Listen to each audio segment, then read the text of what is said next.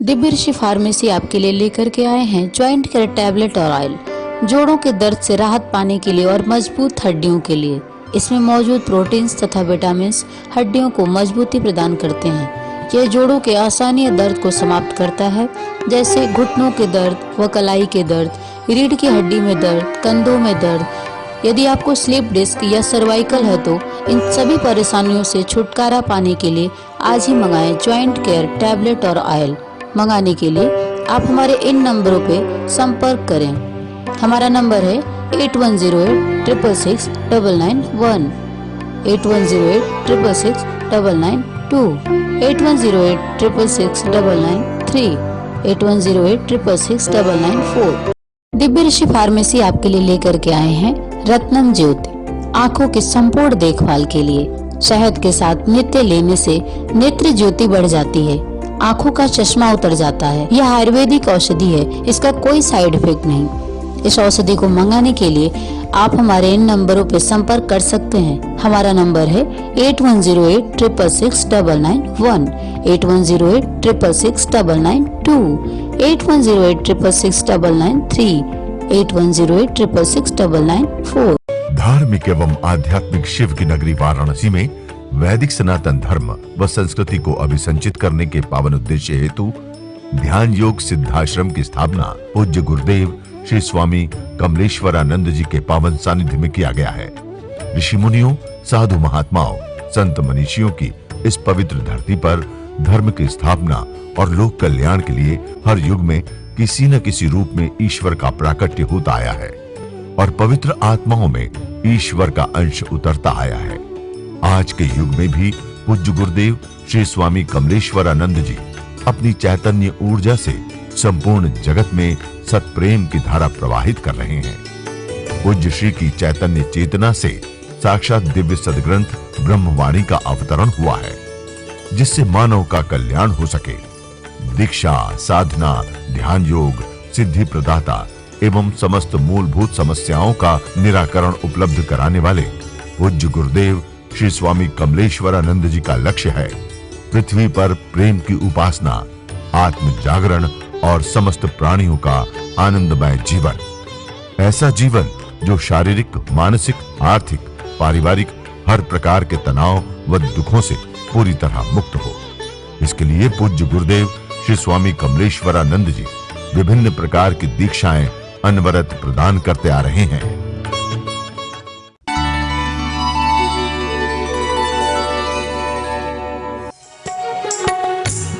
कैसे चुकाऊं इन सांसों के मोल रे,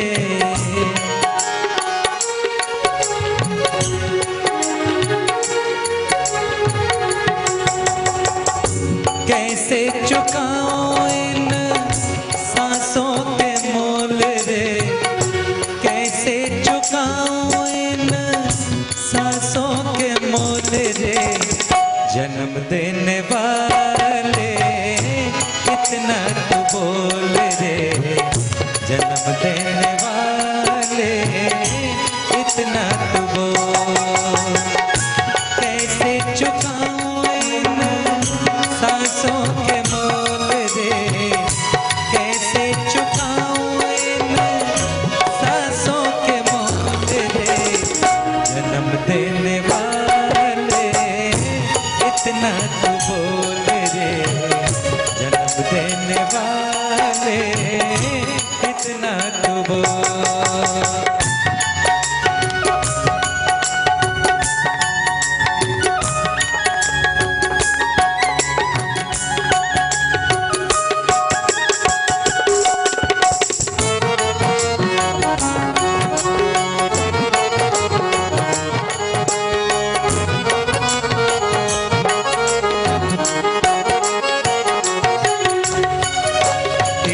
कृपा से मिला मुझको ये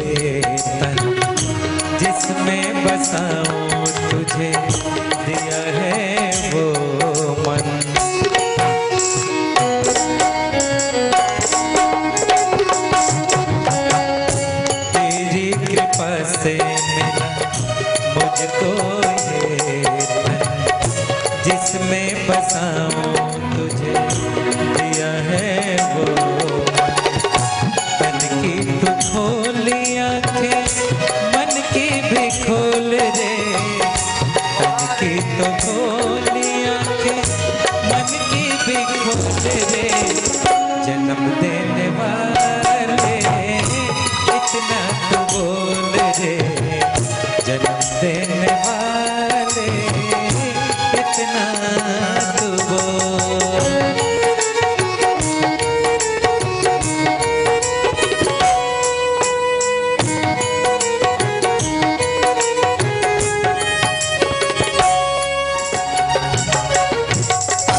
मैंने किया ना कोई दान धर्म छल से भरे हैं मेरे सारे करम।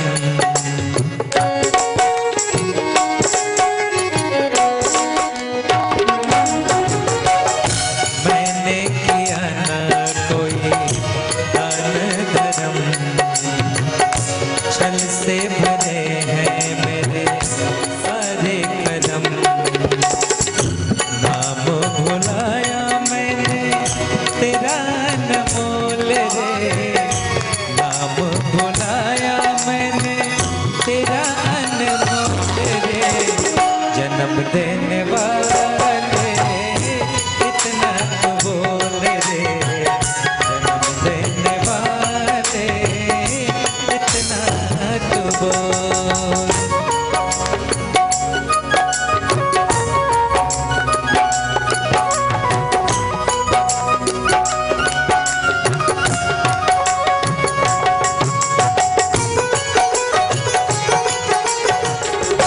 मद में हमेशा मैं चूर चूर मंदिरों से भगवन में रहा दूर दूर।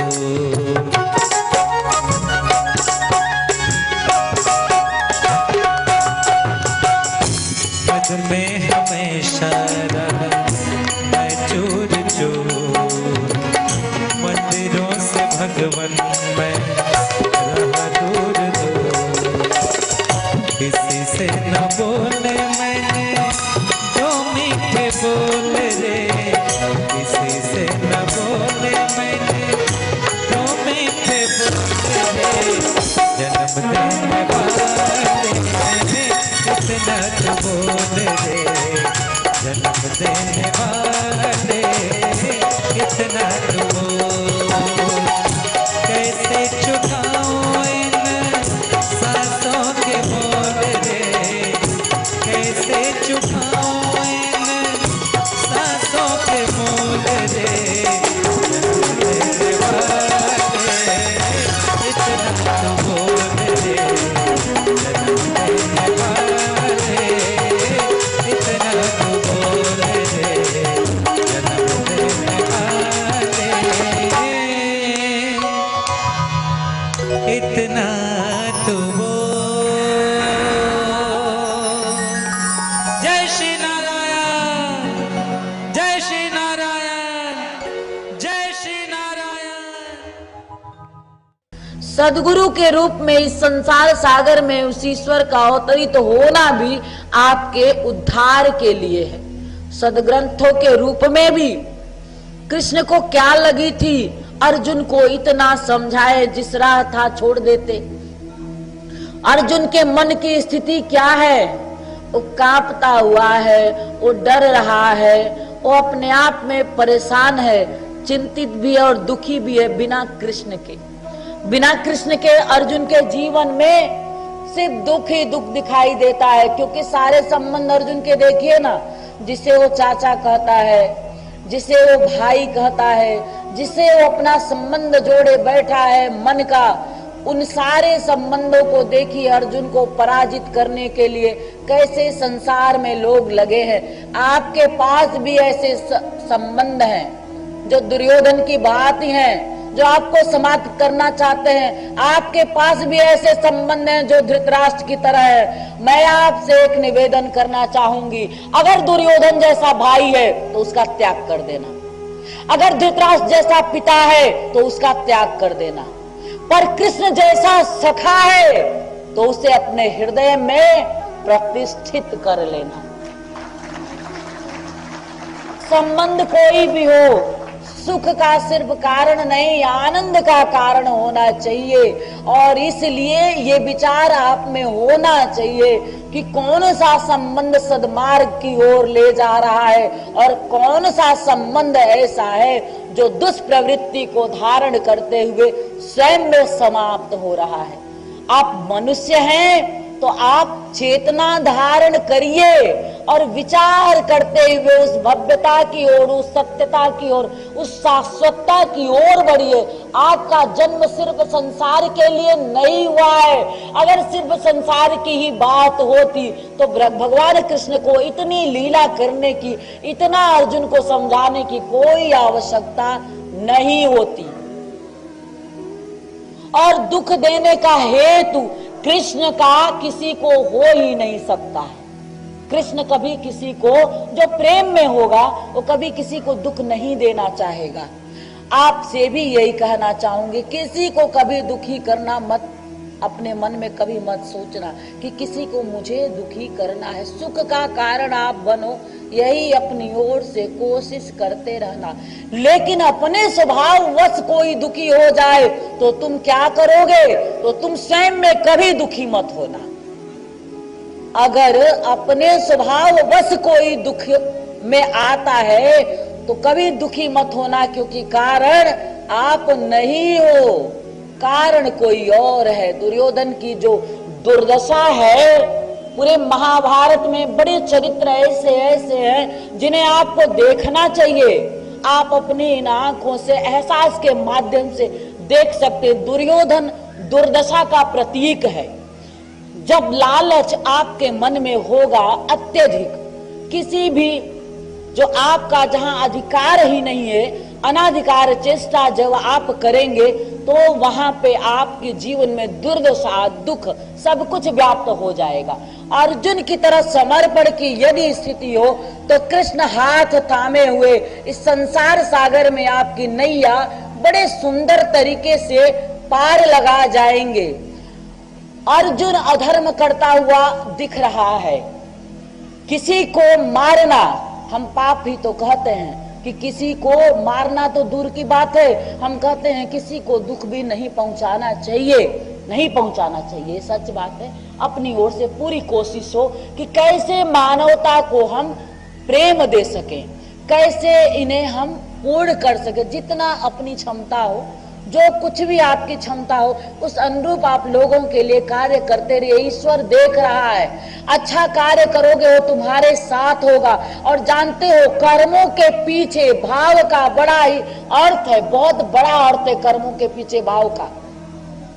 एक अच्छे विद्यार्थी की तरह सुनना। जो अच्छा विद्यार्थी होता है ना, वो क्लास में बैठ करके सुनता, समझता और जीवन को एक ऊंचाई देने की कोशिश करता है।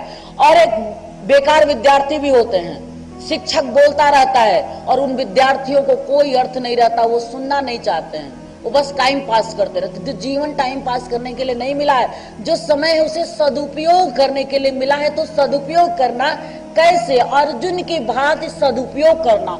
अर्जुन हमेशा समर्पण में, सीखने की क्रिया में है और इसलिए भगवान उनका उपयोग तो कर रहे हैं। आपको अर्जुन मारते हुए लोगों को दिख रहे हैं, लेकिन फिर भी आज अर्जुन का नाम आप बड़े सम्मान के साथ कृष्ण के सखा के रूप में लेते हैं, प्रेम के रूप में लेते हैं, समर्पण के रूप में लेते हैं। कारण क्या है?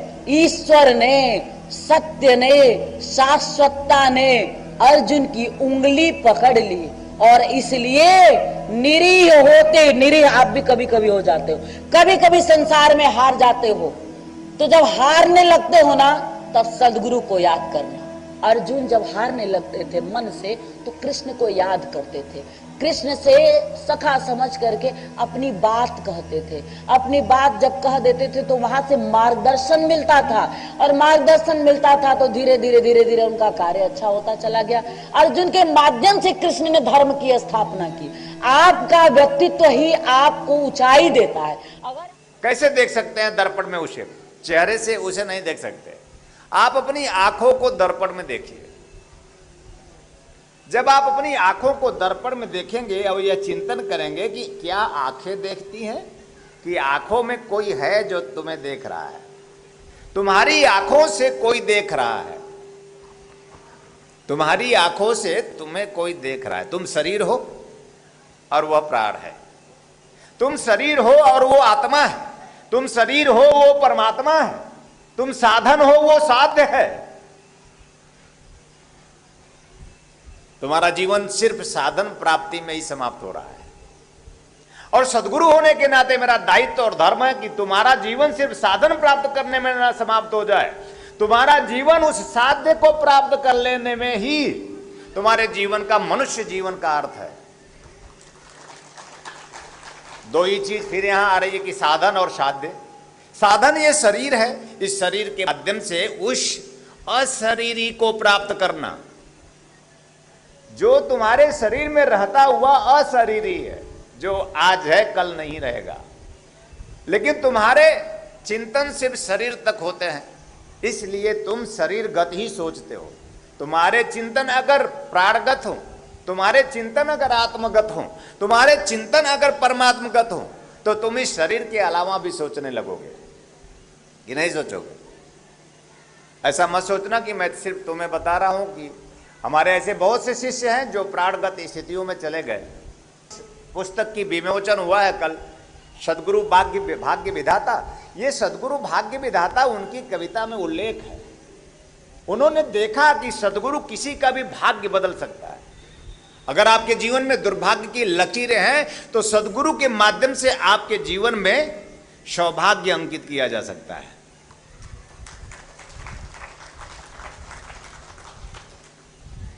और ऐसे कैसे बदल सकते हैं?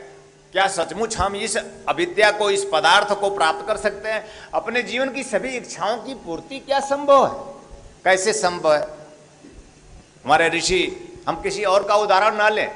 आज चूंकि पूर्णिमा का महोत्सव है तो मैं कहूंगा कि ऋषि विश्वामित्र का उदाहरण लें, जो कल मैंने कहा था कि ऋषि विश्वामित्र एक ऐसे ऋषि, थोड़ा चिंतन क्षेपक है, एक ऐसे ऋषि जो दरिद्री जीवन जी रहे थे, जिनके पास खाने के लिए कुछ नहीं था। प्रारंभिक जीवन, जिनके पास खाने के लिए तक कुछ नहीं था, जिन्होंने इतिहास में उद्धरण है कि कूड़ों की ढेर से अनाज को चुन चुन करके वो भोजन करते थे। एक ऐसा दरिद्र जीवन था उनका, यानी उनके पास अन्न भी उपलब्ध नहीं था। और वो विश्वामित्र ऋषि एक ऐसे विश्वामित्र ऋषि बने, उन्होंने लक्ष्मी को ललकारा कि तुम्हें मेरे यहां आना ही पड़ेगा। अपनी साधना के माध्यम से, तपस्या के माध्यम से, सद्गुरु सद्ज्ञान के माध्यम से, शक्तिपात के माध्यम से, शक्ति के माध्यम से उन्होंने लक्ष्मी को कहा कि आपको मेरे आश्रम में 100 वर्षा करनी पड़ेगी। लक्ष्मी को कहा, लक्ष्मी ने कहा यह तो नहीं हो सकता। उन्होंने कहा मैं आपको आबद्ध करूंगा। आबद्ध का अर्थ होता है मैं आपको बांध कर रखूंगा। इस पूरे संसार सागर में एक प्रश्न मेरे पास हमेशा आता है कि गुरुदेव लक्ष्मी स्थिर नहीं हो रही है, गुरुदेव लक्ष्मी रुक नहीं रही है। गुरुदेव पैसा तो आने लगा है आपकी कृपा से, पर पैसा रुक नहीं रहा है। यही बात ऋषि विश्वामित्र ने उस समय भी कहा कि मैं तुम्हें बांध कर रखूंगा। यानी विश्वामित्र संहिता में विश्वामित्र ऋषि मंत्र ही नहीं, तंत्र के माध्यम से लक्ष्मी को आबद्ध करने की प्रक्रिया करी। लक्ष्मी को उन्होंने बांध लिया और लक्ष्मी को बांध करके अपने यहां आश्रम में 100 वर्षा कराई। ओम श्रीम ह्रीम श्रीम कमले कमला लय प्रसीद प्रसीद, श्रीम ह्रीम श्रीम ओम महालक्ष्मी नमः। इसमें प्रार्थना है लक्ष्मी की। अगर लक्ष्मी प्रसीद प्रसीद वो न प्रसीदे तो, यानी लक्ष्मी की कृपा प्राप्त ना हो, कौन ऐसा ही संसार सागर में है जो लक्ष्मी की कृपा नहीं चाहता? प्रत्येक व्यक्ति इस पूरे विश्व में लक्ष्मीवान बनना चाहता है। लक्ष्मी का अर्थ सिर्फ धन से है संसार की नजर में। प्रत्येक व्यक्ति धनवान बनना चाहता है, पर मेरी नजर में, एक सदगुरु की नजर में, स्वयं प्रभु ने मुझे कहा था कि कमल, लक्ष्मी का अर्थ सिर्फ धन नहीं है। धन तो एक लक्ष्मी का प्रकार है। धन लक्ष्मी, यश लक्ष्मी, कीर्ति लक्ष्मी, भवन लक्ष्मी, ऐसे 108 लक्ष्मी है। हमारे यहां लक्ष्मी मंत्र सिद्ध चैतन्य लक्ष्मी वर वरद माला प्राप्त होता है आपको। 108 मनकों में 108 लक्ष्मी गूंथ कर रख दी गई है। अगर कोई भी व्यक्ति साधक शिष्य केवल लक्ष्मी वर वरद माला धारण कर ले तो वह लक्ष्मीवान, धनवान नहीं, सिर्फ धनवान नहीं, लक्ष्मीवान बनने लगता है। लक्ष्मीवान पदार्थ तो प्राप्त करता है, लेकिन वह मानव जीवन की धन्यता भी सिद्ध करता है। वह पदार्थ के साथ साथ परमात्मा को भी प्राप्त करता है।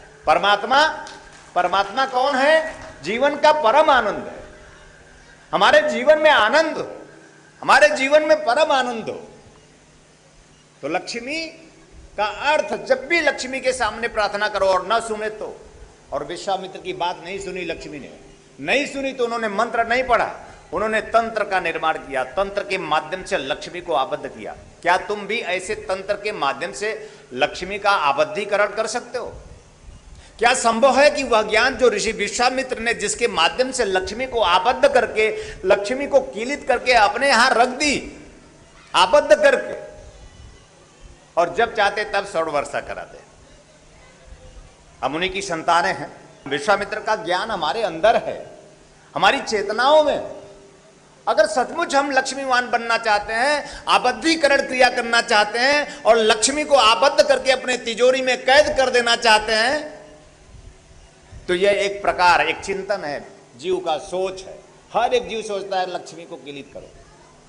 कौन सा मंत्र है, कौन सा तंत्र है और किस मंत्र तंत्र के माध्यम से लक्ष्मी कीलित हो सकती है। और मैं आपको गुरु पूर्णिमा पर हृदय से आशीर्वाद देता हूं, अगर आप सब सचमुच लक्ष्मीवान ही नहीं, लक्ष्मी को कीलित कर देना चाहते हैं, तो आप सबका स्वागत है। ऐसी उच्च कोटि की दीक्षा प्राप्त कीजिए।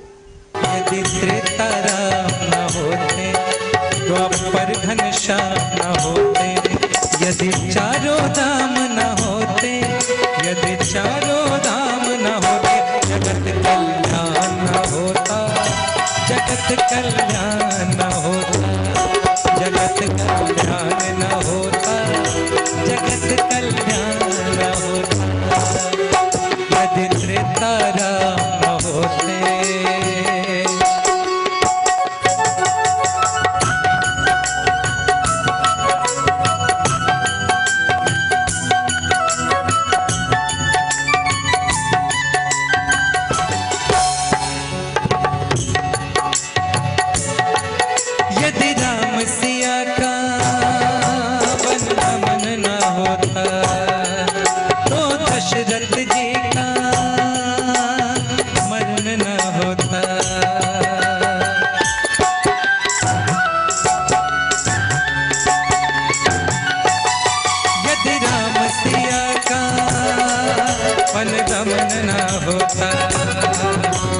दशरथ जी का मरण न होता।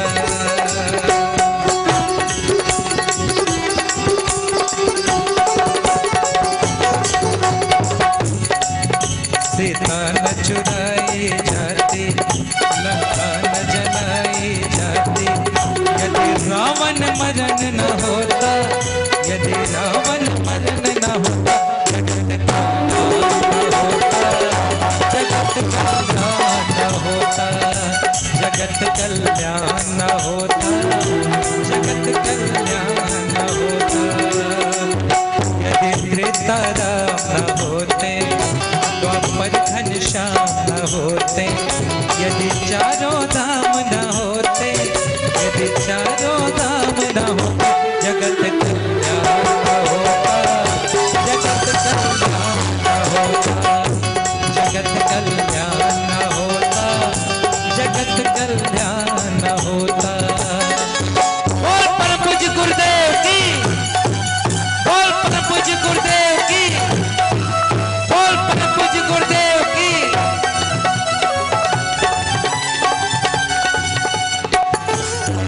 यदि अर्जुन के संग श्री कृष्ण न होते, तो नर दुर्योधन बड़े न होते। यदि अर्जुन के संग श्री कृष्ण न होते,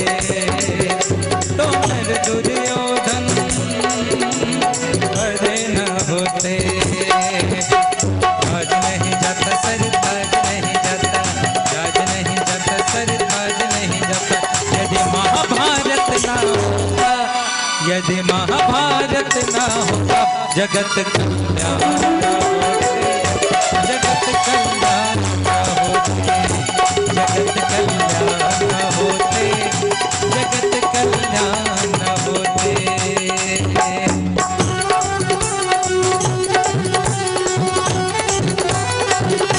जय हो।